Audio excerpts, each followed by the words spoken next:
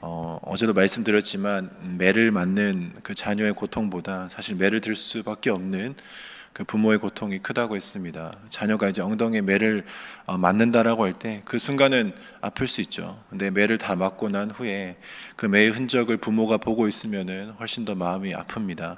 여러분, 정상적인 부모라면 그 매를 맞고 있는 자녀가 이 고통과 또 쉬는 가운데 있을 때 너는 벌받아 참 마땅하다라는 그런 식으로 통쾌하지 않습니다. 그 자녀의 고통을 그 누구보다 잘 알고 있고 함께 아파하는 것이 바로 부모의 심정인 것이죠. 여러분, 우리가 오늘 어제 본문에서도 살펴보았지만 하나님께서는 우리가 이 잘못된 길을 걸어갈 때 그냥 방치해 두시지 않으십니다. 가던 길이 막히는 것은 우리 쪽에서 생각해 보면 짜증스럽고 고통이 수반될 수 있지만 그것이 잘못된 길이라면 이 스탑 사인이 있는 것 자체가 오히려 축복인 것이죠. 제가 이렇게 새벽 예배 올 때 항상 그 구글 맵을 켜고 오는 게 습관이 되어 있습니다. 아직까지 길을 몰라서 켜는 게 아니라 혹시 예전에 이제 제가 새벽 예배 때 이렇게 오다가 항상 오던 그 길이 이렇게 딱 막혔던 적이 있었거든요. 그래서 그 도로에서 제가 1시간 정차하면서 예배 시간을 1시간 늦게 왔던 그 적이 있는데 그때 이후부터인지 항상 이 구글 맵을 켜고 오는 그 습관이 생겼습니다. 여러분, 길이 막혀 있다라는 것을 우리가 아는 것은 우리로 하여금 시간 낭비하지 않게 하며 또 올바른 길로 갈 수 있는 그 방향 전환을 하게 하는 축복인 것입니다. 자, 그런데 오늘 본문에서는요, 바로 하나님께서 그 길을 막으실 때도 우리의 길을 이렇게 강압적으로 뭔가 이렇게 폭력적으로 무자비하게 막으시는 분이 아니시다라는 그런 사실을 우리가 알 수 있습니다. 우리 본문 14절 말씀을 한번 읽어보겠습니다. 그러므로 시작. 내가 그를 타일러 거친 들로 데리고 가서 말로 위로하고. 여러분, 부모가 이 자녀를 훈계하고 체벌할 때 중요한 원칙은 자신의 그 화가 나는 그 감정을 섞으면 안 된다는 것이죠. 감정이 섞이게 되면 그 체벌을 통해서 자녀를 훈계하는 그 목적을 잃어버리고 자신의 그 주체 못하는 그 화를 아이를 통해서 풀기 때문에 그렇습니다. 여러분, 하나님께서도 자신의 그 감정을 주체하지 못하셔서 우리를 이렇게 매를 드시고 징계하시는 그런 분이 아니시죠. 14절에 하나님께서 그 백성들을 지금 거친 들로 데리고 나가신다, 이런 표현이 기록되고 있죠. 그러니까 죄에 대해서 하나님이 가볍게 여기지 않으신다라는 거예요. 제대로 된 그런 거친 들 속에서 이런 고난과 또 시련을 허락하신다라는 겁니다. 하지만 그 거친 들과 같은 고난 중에서도 하나님께서 그 백성들을 향한 마음이 어떻습니까? 분노하시며 화를 주체하지 못하시는 그런 하나님이 아니라 그 말로 위로한다 라는 그런 표현을 사용하고 있죠. 영어 성경으로는 speak kindly to her 이렇게 써 있습니다. 굉장히 친절하게 이렇게 이야기해 준다라는 거죠. 무슨 말입니까? 이 거친 광야로 인생을 내모시는 것 같지만 그 광야 속에서도 이렇게 구름 기둥과 불 기둥으로 우리의 삶을 친히 인도하시고 보호하셨던 것처럼 하나님께서는 그런 척박한 상황 가운데서도 항상 하나님의 그 은혜가 함께 계심을 우리가 확인할 수 있습니다. 여러분, 15절 말씀을 보더라도 비슷한 맥락의 말씀이 이어지고 있습니다. 아골 골짜기로 이 소망의 문을 삼아 주리니라고 하죠. 여러분, 여기서 이 아골 골짜기가 어디겠습니까? 그러니까 이스라엘 백성들에게 있어서 아주 그 뼈아픈 역사의 장소로 기억되고 있죠.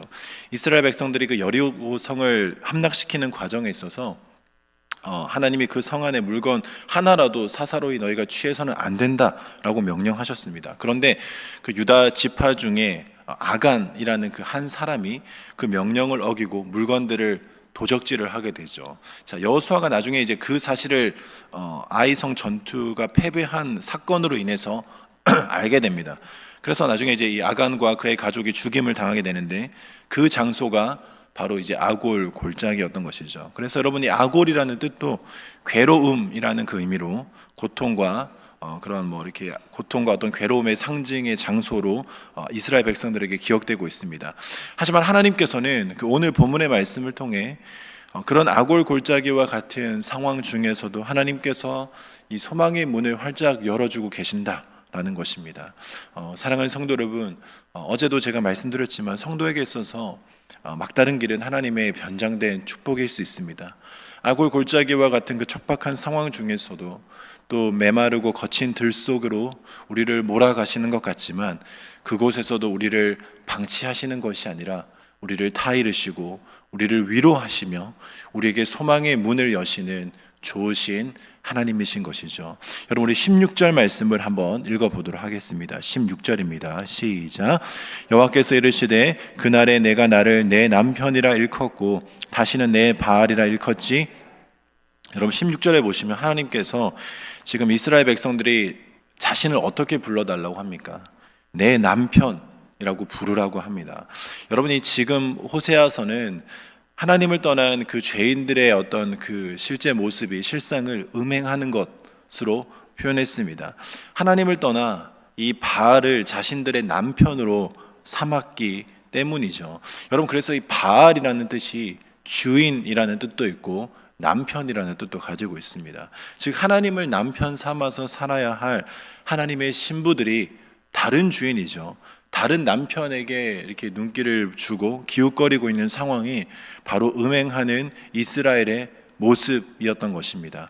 그래서 하나님께서는 그 백성들을 이렇게 회복시키실 때 다시 자신들의 그 백성들이 자신을 향해 내 남편이라 이렇게 부르라고 말씀하고 있는 것입니다. 여러분, 내 남편이라 부르라는 말은요, 그냥 단순히 호칭만 내 남편이라고 부르는 정도가 아니라 진짜 남편은 오직 하나님 한 분뿐이시구나 라는 것을 정확하게 너희가 인식하고 고백하라는 것입니다. 그래서 그 말씀을 17절 말씀과도 연결해서 보면 다시는 그 바알을 너가 남편이라고 부르는 일이 없도록 너희들의 그 입에서 제거하라 라고 이야기를 하고 있습니다. 사랑하는 성도 여러분, 하나님께서 우리의 이 길을 막으시고 또 아골 골짜기 가운데 이렇게 소망의 문을 여시는 그 유일한 이유는 바로 하나님이 우리의 참된 남편이 되시는 분이심을 우리가 우리 입술을 통하여서 불리기 원하셨기 때문입니다. 세상의 다른 바알을 자신의 남편인 것 마냥 우리가 착각하면서 살아가는 그런 삶이 아니라, 그리고 두 남편을 둔 채 우리가 두 집 살림을 하는 그런 삶이 아니라 이 세상에 정말 온전한 주인이시며 우리의 참된 남편은 오직 하나님이시다 라는 그 사실을 우리가 인정하며 살기 원하셨던 것입니다. 여러분, 우리가 남녀가 서로 이렇게 사랑을 하게 되다 보면 결혼을 하는 그런 과정을 한번 생각해 보시기를 바랍니다. 처음에는 서로 이렇게 불타는 로맨스 사랑으로 시작을 해서 결혼을 해야겠다라고 이렇게 생각이 들면 그때서야 이렇게 서로의 조건들을 따지기 시작을 하죠. 현재 모아놓은 그 재산은 어느 정도 되고 또 집안은 어떻고 또 학력은 또 어떠한지 여러 가지 조건들을 따지게 됩니다. 그래서 연애는 쉬워도 이 결혼이 어려운 이유는 사랑에서 조건이 개입되기 이렇게 시작하면 그 사랑이 정말 진짜 오래가는 사랑인지 아닌지, 불타는 사랑인지 이런 식으로 구분이 되게 되죠. 즉 결혼은 사실 뭔가 사랑으로 되는 게 아니라 서로의 조건들이 어느 정도 충족이 되어야 또 가능한 부분이기도 합니다. 자, 그런데 하나님께서 우리를 사랑하시는 그 방식은요, 어떠한 조건도 개입할 틈이 없습니다. 어떠한 조건을 내세우기도 참 민망할 따름이죠. 심지어 과거에 음행한 그런 히스토리를 가지고 있고 뭐 이렇게 개가천선해서 앞으로 음행하지 않겠다 뭐 그런 약속을 받아 놓은 것도 아닙니다. 어떠한 조건과 과거의 히스토리를 개의치 않으시고 그냥 사랑 하나만으로 우리를 당신의 그 신부로 삼아주셨다는 것이죠. 여러분, 이 19절 말씀을 한번 보겠습니다. 시작. 내가 내게 장가들어 영원히 살되 공의와 정의와 은총과 긍휼이 여김으로 내게 장가들며, 우리가 뭔가 대단한 스펙과 그런 깨끗한 히스토리가 있어서 우리를 선별하시고 우리를 신부로 삼아주셨던 것이 아니라 볼품없는 그런 스펙과 또 아주 추악하고 더러운 히스토리가 있음에도 불구하고 하나님께서 우리에게 장가를 들어주시는 것, 즉 우리를 신부 삼아 주신다는 거예요. 그분의 일방적인 은혜로 말미암아 우리가 이러한 혜택을 얻게 되었다는 것이죠. 여러분, 본문의 3장 1절 말씀도 한번 읽어보겠습니다. 여호와께서 시작.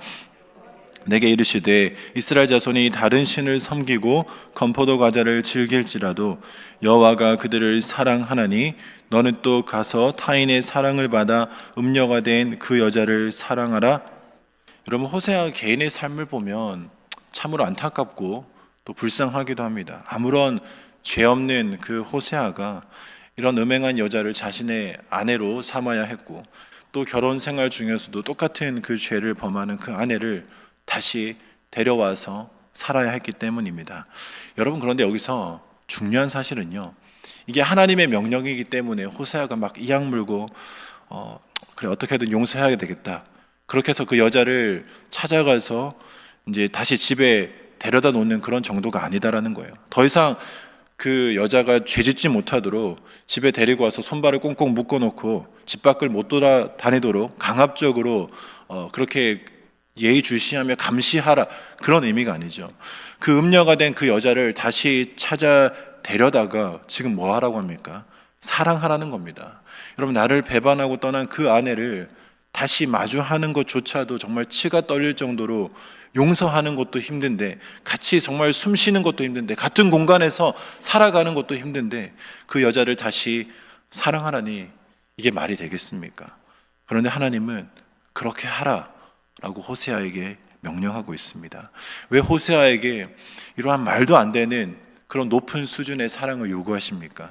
바로 하나님께서도 이스라엘 자손들이 정말 다른 신을 섬기는 그 영적 간음을 범할 때 하나님은 정말 치가 떨릴 정도로 분노하셨지만, 그 신부된 백성들을 또 이렇게 내치신 것이 아니라 또다시 데려다가 회복시켜 주셨기 때문입니다. 그냥 회복시킨 정도가 아니라, 그냥 같이 한 공간에 사는 정도만 아니라 그 백성들을 다시 사랑해 주셨던 것입니다.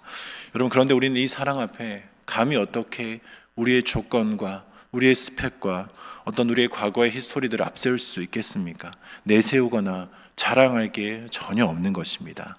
사랑하는 성도 여러분, 우리는 바로 이러한 하나님의 말로 설명하기 힘든 사랑을 받은 존재들입니다. 하나님께서 마지못해 우리를 하나님의 자녀로 신부로 삼아 주셔서 서로 이렇게 등 돌린 채 이제 서로 말은 섞지 말고 조용히 앞으로 살아가자, 그게 아니라 그분이 우리를 지금도 지그시 바라봐 주시고 말씀해 주시며 우리의 손을 꼭 붙잡고 우리와 함께 동행하고 계신 것입니다. 어떻게 그러실 수 있습니까? 그게 바로 사랑하기 때문에 가능한 것입니다. 도대체 나같이 더러운 죄인은 역겨워서 거울도 보기 힘들 정도인데, 그런 나를 용서해 주시고 지그시 바라봐 주시며 함께 그 길을 걸어가 주시는 것, 함께 그 말로 타일르면서 위로해 주시는 것, 그게 바로 하나님의 사랑인 것이죠. 나보다 나를 더욱더 잘 아시고 나보다 나를 더욱더 사랑하시는 그 하나님의 사랑 앞에 우리는 오늘도 겸손히 나아가시기를 바랍니다. 그 하나님의 사랑의 시선에 더 이상 이 세상을 향해서 우리가 한눈 팔며 다른 바알을 내 남편이라고 착각하며 살아가는 삶이 아니라, 내 남편은 오직 하나님 한 분뿐이시구나, 그 시선을 온전히 하나님에게 고정하시기를 바랍니다. 그리하여서 이제 우리가 하나님을 더욱더 사랑하며 또 하나님을 더욱더 바라볼 수 있는 저와 여러분들의 모든 복된 삶이 되시기를 주님의 이름으로 간절히 소망하고 축복합니다.